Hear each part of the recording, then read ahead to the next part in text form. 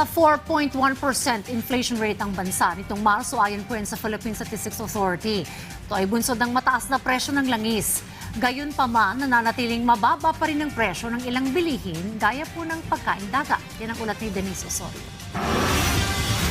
Magandang balita para sa tinderang si Elsa Almenario ang pagbaba ng presyo ng kanilang benta nitong mga huling araw, lalo na nitong dumaang Semana Santa. Mas mababa pa yung isda nung napiktuan, pumasok yung gira nun. Sa iba ang tumaas, hindi ito eh.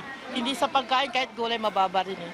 Ito, bumaba talaga yung isda. Bumaba sa init ang panahon. Pabor ito para sa mga consumer dahil kahit papano'y may aabot na sa kanilang mesa ng mga masusustansyang pagkain. Yung sa pangaraw-araw, isda po lahat ng bibili natin. Isda, baka, mahal baka. Kung kailangan talaga magtipid. Kung yung halimbawa yung ulam mo sa umaga, pwede mo pang ulamin sa gabi. Hanggang kinabukasan, pwede mo pang ulamin. Ganon. Hindi lang naman sa palengke binabantayan ang galaw ng presyo. Ayon sa Philippine Chamber of Commerce and Industry, mas mababa sa inaasahan ang March inflation na nakikitang positibong senyales sa gitna ng patuloy na paghamon sa mga gastusin. Ang expectation natin actually closer to 5%. The fact na nasa 4.1 siya, kailangan natin pasalamatan ng ating gobyerno kahit papaano. First of all, na-control nila ang presyo ng major commodities sa groceries and supermarkets. Pero git ng PCCI, dapat din maunawaan ng karamihan ang natatanging kalagayan ng Pilipinas bilang isang bansang dumedepende sa inaangkat na langis at iba pang supply mula sa gitnang silangan. Ibig sabihin nito, kapag may pagyanig sa world market, hindi malayong agad itong maramdaman sa presyo ng petrolyo, pamasahe, kuryente at sa kabuuang gastusin ng mga negosyo at mamimili. Not just fuel, yung fertilizer natin, we're also, halos lahat ng fertilizer natin nang galing sa Middle East dumadaan sa Strait of Hormuz. So food security is another issue.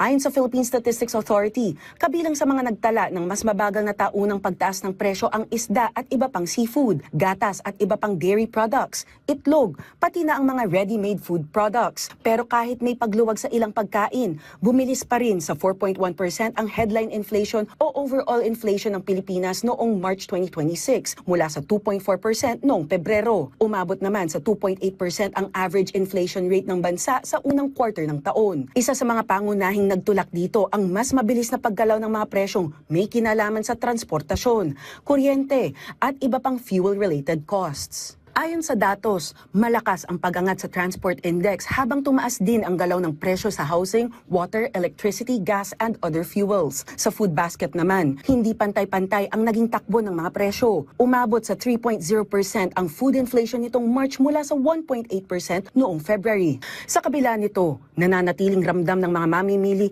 ang bigat ng gastusin sa araw-araw, epekto ng mas mataas na presyo ng petrolyo sa pamasahe, kuryente at presyo ng iba pang bilihin sa mga susunod na buwan. Sa kabuuan, pinakamataas ang overall inflation ng March 2026 mula noong July 2024 na nasa 4.4%.